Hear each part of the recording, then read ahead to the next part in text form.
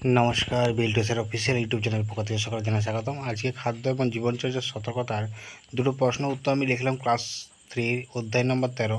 তো সংক্রামক রোগ বলতে কাদের বলে আর কয়েকটি উদাহরণ দাও, আর তার সঙ্গে স্বাস্থ্যের ভারসাম্য রক্ষা করতে কী করণীয়।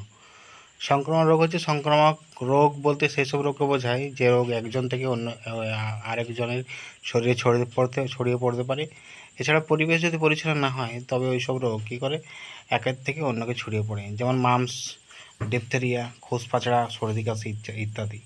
এটা হচ্ছে একটা প্রশ্ন গেল। আরেকটা প্রশ্ন আছে স্বাস্থ্যের ভারসাম্য রক্ষা করতে কী করা উচিত। তো স্বাস্থ্যের ভারসাম্য রক্ষা করতে গেলে অনেকগুলো পয়েন্ট আছে, যেমন হচ্ছে আমাদের প্রথমেই এর যন্ত্র লেখা গেছে, যন্ত্র নয়, এটা হচ্ছে যত্ন নিতে হবে শরীরকে।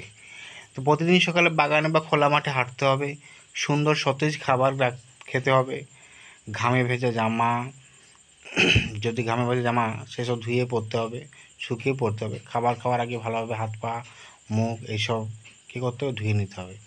এই স্বাস্থ্যের ভারসাম্য রক্ষা করতে গেলে আমাদের প্রথমে কী করতে হবে, যত্ন নিতে হবে। এই যত্ন হবে, যন্ত্র লেখা হয়ে গেছে, সরি ভুল হয়ে গেছে, তো এটা শুধরে নেবেন। তারপরে যেগুলো লিখলাম পুষ্টিযুক্ত খাবার খেতে হবে, সতেজ খাবার খেতে হবে, তাহলে স্বাস্থ্যের ভারসাম্য রক্ষা করা হবে। চলুন, বিলটুসের অফিসিয়াল ইউটিউব চ্যানেলে সবাইকে ধন্যবাদ।